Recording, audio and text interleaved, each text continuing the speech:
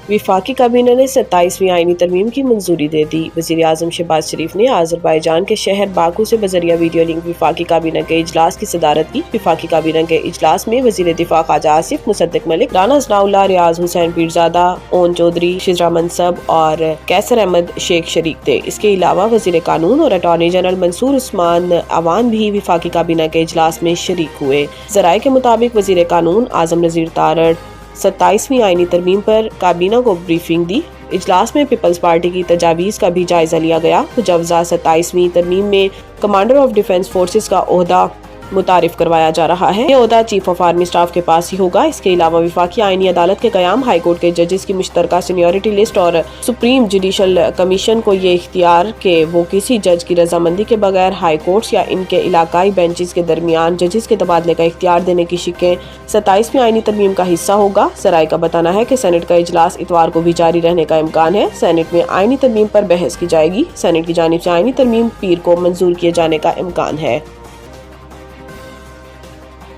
PTI का article 243 से मुतालिक मुसवदा सामने आने तक कोई बातचीत न करने का ऐलान। चेयरमैन पीटीआई बैरिस्टर गोहर ने वाज़ेह किया है कि जब आर्टिकल 243 से मुतालिक मुसवदा सामने आएगा तो ही बात करेंगे। बैरिस्टर गोहर ने कहा कि आर्टिकल 243 फोर्सेस से मुतालिक है। इससे पहले भी ये कुछ चीजें तरमीम के लिए लाए थे। इन्होंने कहा कि आइन में तरमीम इत्तेफाक राय से होनी चाहिए, ना कि अक्सरियत हो तो आप जो मर्जी फैसले करें। बैरिस्टर गोहर ने कहा कि आइन इसलिए अहम होता है क्योंकि ये पूरी कौम का डॉक्यूमेंट होता है। एनएफसी अवार्ड में गारंटी दी गई थी कि सूबों का हिस्सा साबका हिस्से से कम नहीं होगा। एनएफसी अवार्ड में गारंटी थी कि इससे विफाक कमजोर नहीं मजबूत होगा। इधर पीटीआई के असद कैसर का कहना था कि हुकूमत जो भी तरमीम या बिल लेकर आएगी तरीके इंसाफ इसको मुस्तरद कर देगी।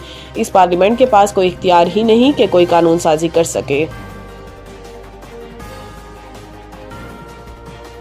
पाक अफगान मुज़ाकरात खत्म हो चुके, तालिबान की ढिठाई पर साल्सों ने भी हाथ उठा लिए। वज़ीर दिफा ख्वाजा आसिफ ने कहा है कि पाक अफगान मुज़ाकरात खत्म हो चुके हैं। मुज़ाकरात के अगले दौर का अब कोई प्रोग्राम नहीं। हमारा खाली हाथ वापस आना इस बात की दलील है कि साल्सों को भी अब अफगानिस्तान से उम्मीद नहीं है। वज़ीर दिफा ख्वाजा आसिफ ने अपने एक बयान में कहा कि टर्की और कतर के शुक्रगुजार हैं, खलूस के साथ साल्सों का किरदार अदा किया। टर्की और कतर पाकिस्तान के मौक़िफ़ की हिमायत करते हैं। वज़ीर दिफा ने बताया कि अफगान वफ़द कह रहा था कि इनकी बात का ज़बानी एतबार किया जाए जिसकी कोई गुंजाइश नहीं। बैनुल-अक़वामी मुज़ाकरात के दौरान की गई हतमी बात तहरीरी तौर पर की जाती है। मुज़ाकरात में अफगान वफ़द हमारे मौक़िफ़ से मुत्तफ़िक़ था मगर लिखने पर राज़ी ना था। ख्वाजा आसिफ ने कहा कि इस वक्त मुज़ाकरात ख़त्म हो चुके हैं, अब साल्सों ने भी हाथ उठा लिए हैं। इनको ज़रा भी उम्मीद होती तो वो कहते कि आप ठहर जाएं। अगर सालिस हमें कहते हैं कि इन्हें उम्मीद है और हम ठहर जाएं तो हम ठहर जाते। याद रहे कि गुज़िश्ता रोज़ पाकिस्तान और अफगानिस्तान के दरमियान इस्तांबुल में मुज़ाकरात का तीसरा दौर शुरू हुआ था, लेकिन पाकिस्तान और अफगानिस्तान के दरमियान इस्तांबुल में होने वाले मुज़ाकरात में डेडलॉक हो गया था।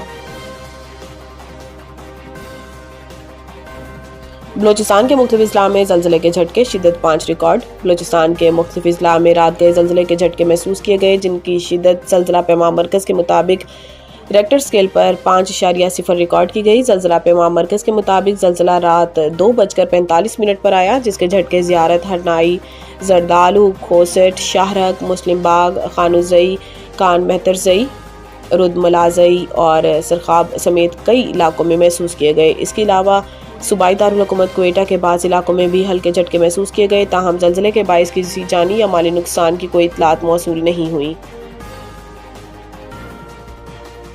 बीमार अफराद के लिए हज करना ममनू करार, सऊदी हुकूमत ने सख्त पाबंदी आयद कर दी। वजारत मजहबी अमूर के मुताबिक आज़मीन हज और इन्हें सेहतमंदी का मेडिकल सर्टिफिकेट देने वाले खबरदार होशियार हो जाएं। सऊदी हुकूमत ने सख्त पाबंदी आयद कर दी। बीमार अफराद के लिए हज करना ममनू करार दे दिया गया।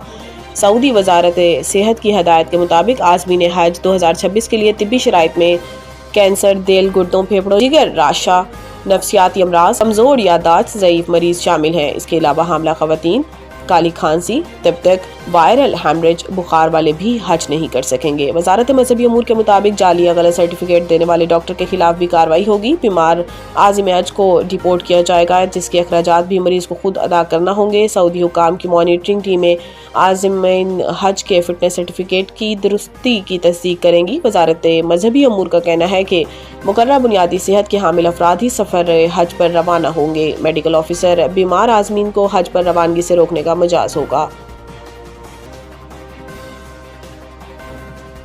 سری لنکا کا دورہ پاکستان کے لیے ون ڈے اور T20 اسکواڈز کا اعلان۔ سری لنکا کرکٹ نے دورہ پاکستان کے لیے اسکواڈز کا اعلان کیا ہے، جس میں پاکستان کے ساتھ 2 طرفہ ون ڈے سیریز کے علاوہ پاکستان اور زمبابوے کے خلاف سہ افریقی T20 سیریز بھی شامل ہے۔